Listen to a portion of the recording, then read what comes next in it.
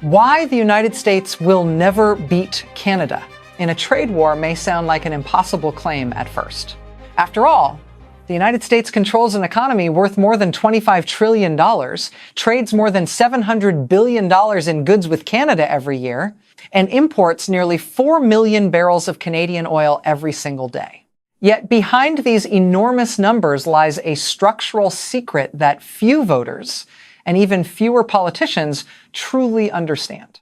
When the United States imposes tariffs on Canada, it is often taxing the very resources that keep American industries running. Oil that fuels refineries, lumber that builds homes, fertilizer that feeds farms, and metals that power factories all move across the border every single day. And this is the hidden mechanism behind the question why the United States will never beat Canada in a trade war. The deeper truth behind that claim is not political, and it is not ideological. It is structural, buried inside the energy pipelines and supply chains that connect the two countries. And once you see the numbers behind those systems, a shocking realization begins to emerge. Because the first place this hidden vulnerability appears is inside the North American energy network, where the scale of American dependence on Canada is far larger than most people have ever been told. And the numbers behind that dependence reveal a secret that could completely change how a trade war between the United States and Canada would actually unfold. Hidden inside the North American energy network is a structural imbalance that almost never appears in political speeches. Refineries across the industrial belt of the United States process more than 16 million barrels of crude oil every single day. And a massive portion of that system was engineered around a specific category of heavy crude produced in Canada. This type of oil is thicker, denser, and chemically different from many global supplies, which means refinery infrastructure cannot simply switch feedstock without expensive reconfiguration. Over the past several decades, American refiners quietly invested tens of billions of dollars modifying equipment to handle this heavy crude stream efficiently.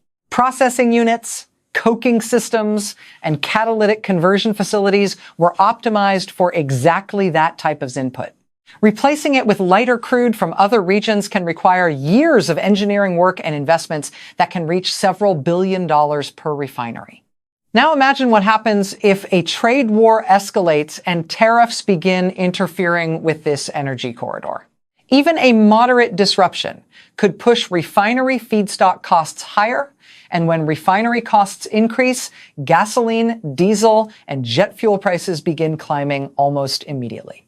A price shift of just $20 per barrel in crude supply costs can translate into fuel price spikes felt by hundreds of millions of American drivers within weeks. The consequences would not remain inside the energy sector. Higher diesel costs ripple through the national freight network that moves nearly 72% of all domestic cargo in the United States. When trucking costs rise, grocery prices follow, construction materials become more expensive, airline tickets increase, and industrial supply chains absorb another wave of inflation. In other words, the economic tremor triggered by energy disruption does not stay at the border. It moves through highways, rail networks, airports, shipping terminals, and finally into the daily budgets of households across the United States. And here is the unsettling part that almost never enters the public conversation. Because the pipelines carrying this energy are not just trade routes. They are the hidden arteries of the North American economy. And once those arteries begin to tighten during a trade war, the economic shock does not move slowly. It spreads through the system with alarming speed. But energy is only the first pressure point. The next one sits inside an industry that touches nearly every American family in a much more personal way. And when that sector begins to feel the impact of tariffs between the United States and Canada, the political consequences can erupt far faster than any government expects. The numbers behind that sector are even more shocking. The next pressure point in a trade war between the United States and Canada does not appear in oil markets or pipelines. It appears in something far more personal for millions of Americans, the housing market. Every year, the United States builds roughly 1,400,000 new homes. And a massive portion of the structural lumber used in those homes originates in Canadian forests. The scale of that dependency is larger than most home buyers realize. In some regions of the United States, more than 30% of all softwood lumber used in residential construction comes directly from Canada. That means a tariff conflict affecting timber flows can immediately push building costs higher across the entire housing supply chain. When lumber prices spike, the consequences move quickly. A price increase of just $100 per thousand board feet can raise the cost of constructing a typical American home by several $1,000s, and those increases accumulate across entire housing developments. Builders pass the cost forward, mortgage payments rise, and affordability declines for families already struggling with record housing prices. The construction industry in the United States already faces a structural shortage estimated at millions of homes nationwide. When tariffs disrupt Canadian lumber flows, the effect does not simply increase prices for new houses. It slows construction projects, delays housing supply, and intensifies pressure on rental markets in cities across the country. And this is where the economic story becomes politically explosive. Housing is not just another commodity market. It is one of the most emotionally charged economic issues for voters, particularly middle-class families trying to buy their first home or refinance an existing mortgage. When construction costs rise and housing supply tightens, frustration spreads rapidly across communities and political districts. In a prolonged trade war, these price shocks would not remain abstract statistics. They would appear in mortgage approvals, home builder balance sheets, and local housing markets across dozens of states. Suddenly, a tariff decision in Washington could translate into thousands of dollars in additional costs for ordinary households. And that is exactly the kind of economic pressure that can change political calculations inside the United States faster than almost any other policy shock. But housing is still only one layer of the system. Because there is another industry where the economic ties between the United States and Canada run even deeper. And the numbers inside that sector are far larger than most people imagine. When tariffs begin disrupting that network, the financial shock can spread through factories, farms, and grocery stores across North America. And the scale of that system is so enormous that once it begins to shake, the entire idea of winning a trade war against Canada starts to look dangerously unrealistic. The automotive industry may be the most dangerous pressure point in a trade war between the United States and Canada. North America produces roughly 15 million vehicles every year. And the production network connecting factories in both countries has evolved into one of the most complex industrial systems in the world. What many consumers do not realize is that modern vehicle manufacturing in this region does not belong to a single country. A typical North American vehicle may cross the border between the United States and Canada as many as 7 or 8 times before final assembly is completed. Engines, transmissions, electronic systems, aluminum components, steel structures, and specialized modules move back and forth through a tightly synchronized production chain. This system was designed for efficiency, speed, and cost reduction across the continent. Now imagine what happens when tariffs begin appearing every time those components cross the border. Each crossing can add additional costs, documentation delays, and logistical friction to a process that depends on precise timing measured in hours rather than days. Even a small disruption can shut down entire assembly lines, employing thousands of workers. The economic scale of this system is enormous. The North American automotive sector supports millions of jobs and generates hundreds of billions of dollars in manufacturing output every year. When a single assembly plant stops production for just one day, the financial losses can reach tens of millions of dollars across suppliers, logistics firms, and manufacturers. And the ripple effects do not stop at factories. Auto manufacturing supports steel production, semiconductor suppliers, transportation networks, and thousands of small component manufacturers scattered across multiple states. When production slows, layoffs begin spreading through these supplier networks almost immediately. For consumers, the consequences appear in a different form. Vehicle shortages, rising manufacturing costs, and supply disruptions push prices higher across dealership networks nationwide. At a time when the average price of a new vehicle in the United States has already climbed above $48,000, even modest cost increases can push many households out of the market entirely. That is when a trade dispute stops looking like economic strategy and begins looking like a domestic political crisis.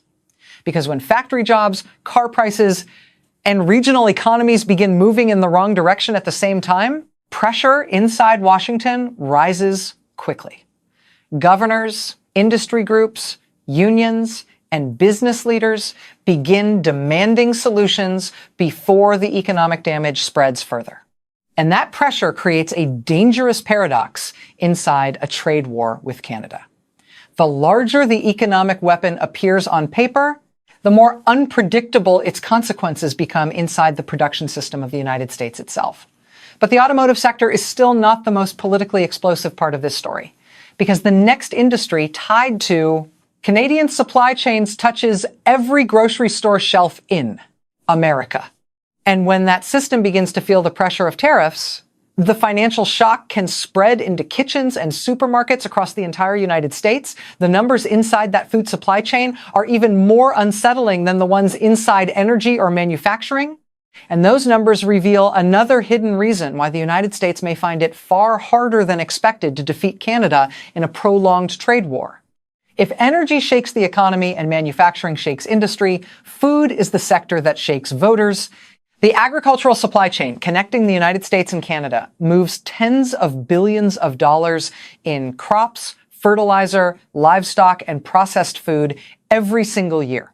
But hidden inside that trade network is a dependency that can quietly affect the price of food on American dinner tables. One of the most critical components in modern agriculture is fertilizer, and a large share of the potash used by American farmers originates in Canada. Potash is essential for producing staple crops such as corn, wheat, and soybeans, which form the backbone of the food supply chain across North America. Without stable fertilizer supplies, crop yields fall and production costs rise rapidly. The scale of modern agriculture magnifies this vulnerability. American farmers cultivate more than 300 million acres of cropland, and even a small increase in fertilizer costs can translate into billions of dollars in additional expenses across the farming sector. When those costs rise, farmers are forced to charge more for their crops in order to survive. Once that happens, the pressure moves quickly through the food system. Grain processors pay more for raw crops, livestock producers face higher feed costs, food manufacturers increase production prices, and grocery chains eventually pass those costs directly to consumers. Within months, what began as a tariff dispute can transform into higher grocery bills for millions of households across the United States. Food inflation is one of the most politically sensitive economic indicators in the country. When the price of bread, meat, dairy, and fresh produce rises sharply, the issue does not remain confined to economic reports. It becomes a daily reminder for voters walking through supermarket aisles. That is when the political temperature surrounding a trade war begins rising rapidly. Because once the cost of living increases across multiple sectors at the same time, public pressure on policymakers can intensify with surprising speed. Rising food prices, combined with higher fuel costs, expensive housing, and increasing vehicle prices create a powerful wave of economic frustration. And in a democracy as politically responsive as the United States, that frustration rarely stays quiet for long. But the most strategic move available to Canada in a trade conflict is not simply disrupting supply chains. It is choosing exactly where the economic pain appears inside the United States. Because when retaliation is targeted carefully, the political pressure can grow far faster than the economic damage itself. And the strategy Canada has used in past trade disputes reveals a method that could turn a trade war into a political storm inside Washington. Once that strategy begins unfolding, the balance of power between the United States and Canada can shift in ways that very few observers expect. In a trade war, victory is rarely determined by which country has the larger economy. It is determined by which side feels political pressure first. And this is where Canada has quietly developed a strategy that can amplify economic disruption inside the United States far faster than many policymakers expect. The method is simple but extremely effective. Instead of spreading retaliation across the entire American economy, Canadian policymakers can focus on industries located in politically influential regions, agriculture, manufacturing, and consumer goods exported from key states suddenly become targets for counter tariffs. The numbers involved in these sectors are enormous. American exports of agricultural products to Canada reach tens of billions of dollars every year, making it one of the most important foreign markets for farmers in the United States.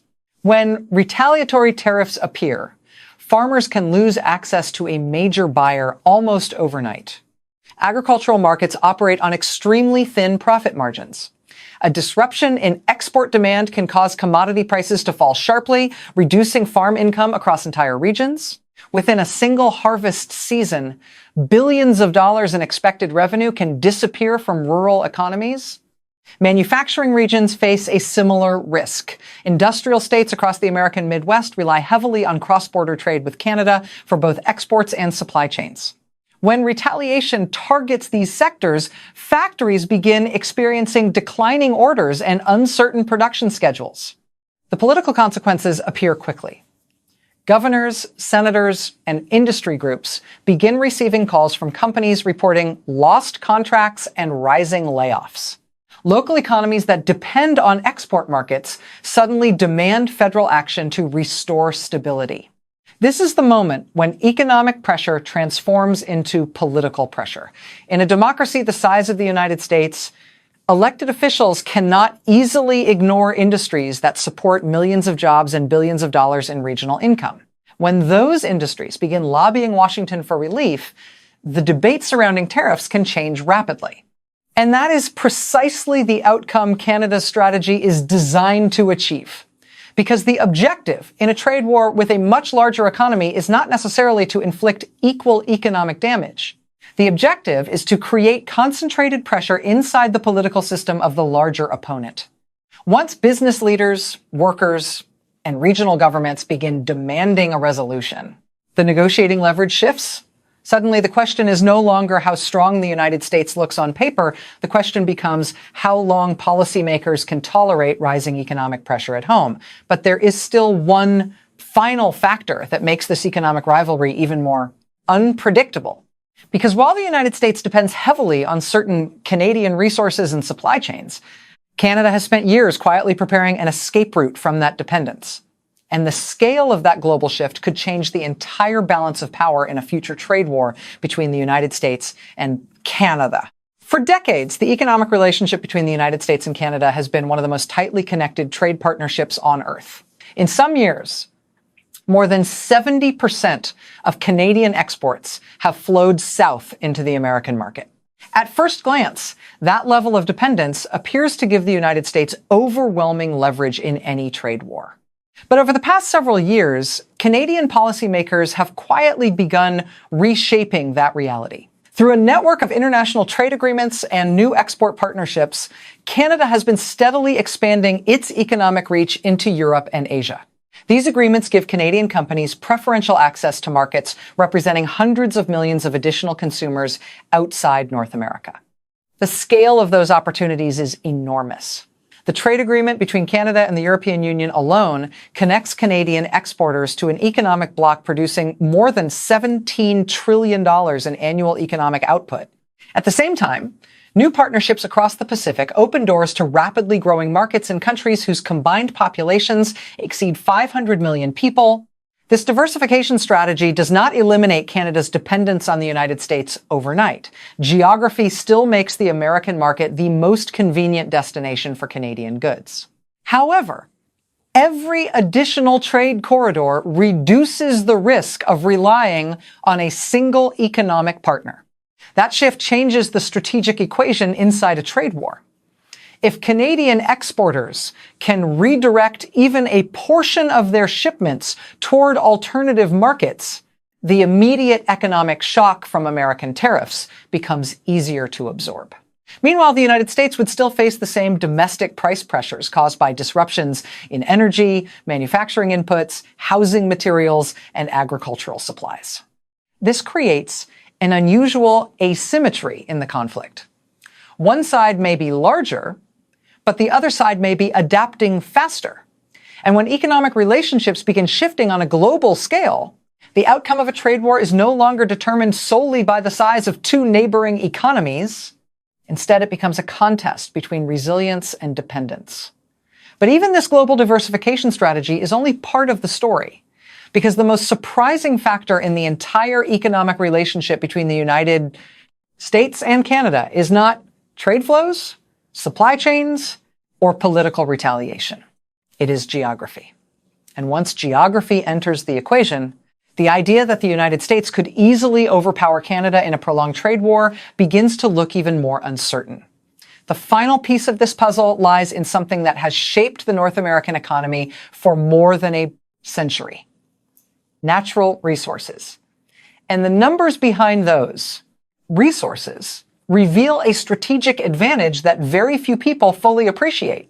Geography has always been one of the most powerful forces shaping economic power, and few countries possess a natural resource base as vast as Canada.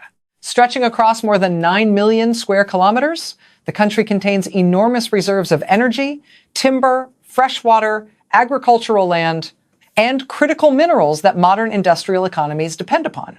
Many of these resources flow directly into the production system of the United States every single day. The scale of those resources is staggering. Canada holds one of the largest proven oil reserves in the world, estimated at more than 160 billion barrels, placing it among the top energy holders on the planet. Much of this supply sits relatively close to the industrial regions of the United States, making it one of the most geographically convenient sources of energy available to American refineries. But oil is only one part of the equation. Canada is also one of the largest suppliers of timber, uranium, nickel, and other critical minerals required for modern infrastructure and advanced manufacturing. These materials support industries ranging from construction and aerospace to energy generation and emerging technologies. Freshwater is another often overlooked advantage. Canada possesses roughly 20% of the world's freshwater resources, an asset that becomes increasingly important as climate pressures grow across the globe. Water supports agriculture, energy production, industrial development, and urban growth. These natural endowments give Canada an unusual strategic position in North America. Instead of relying primarily on manufactured exports, the country controls access to foundational inputs that other economies require in order to produce goods.